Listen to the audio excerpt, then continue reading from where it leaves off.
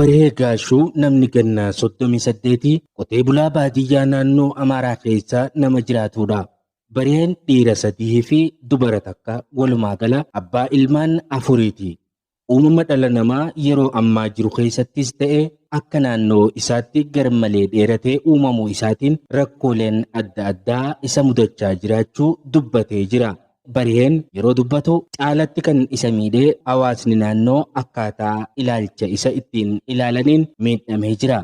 Itti qoosuu jechan taane isaan jechuu itti kofluu fi qubatti qabanii hamilee isa cabsuudhaan rakkisaa turanii jiraachuu dubbatee jira.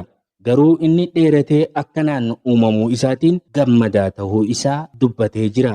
Miidhaalee dheerina isaatiin isarra gahe keessaa muraasni haati manaa dura fuudhee dheerina isaa jibbitee gattee biraa deemuu, gadi jedhee qonna qotachuu dadhabuu, ofirra taa'ee aramaa aramuu dadhabuu, fiiguu dadhabuu fi kan kana fakkaatan rakkoolee bareen keessa turedha. Obbo Bareen garmalee dheeratee uumamuu isaa fi iddoo jireenyaa itti dhalatee wal qabatee kophee godhatee akka hin beekne dubbatee jira. Naannoo Oromiyaarraa amma namni akka isaa dheeratu kan maqaan isaa Nagahoo Jimaa jedhamu gama bilbilaatiin wal dubbisuudhaan kophee isaaf bitee jiraachuu dubbatee jira. Kopheen kunis obbo Baree Gaashuu dhaqqabee jira. Nagahoo fi Bareen dheerinaan toora tokkorra waan jiraniif akka wal bira dhufanii dheerina isaaniitiin waliin dorgoman haasa'a bilbilaan taasisan keessatti waliin taphachaa turanii jiru. Nagahoon dhimma obbo Baree kana ofirra dhaabee bareechee waan hubateef rakkoo isaa qooddachuuf haasaa isaa keessatti mararfannaa guddaa agarsiisee jira. Namoonni akka obbo Baree fi Nagahoo dheeratanii fi kanneen dheerinni isaanii gabaabbatee hawaasa naannoo keessatti akkaataa itti ilaalamaniin rakkatanii of dhoksanii uura keessa kophaa bobbahanii galuu yookaanuu gadi bahuurra manatti of dhoksanii rakkachaa jiran lakkoofsi isaanii hamman qabu.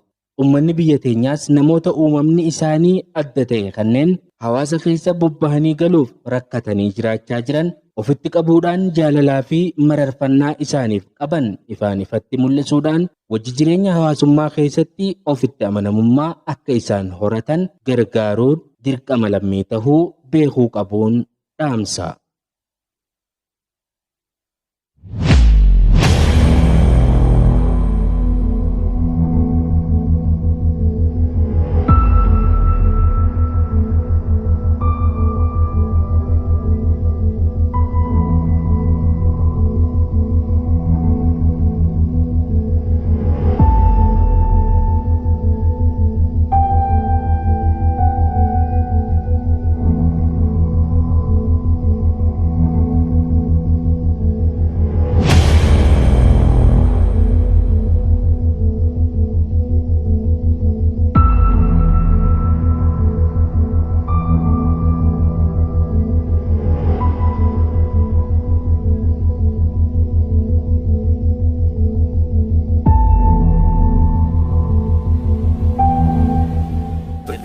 ዛር ከሩፍ ጋር ነው።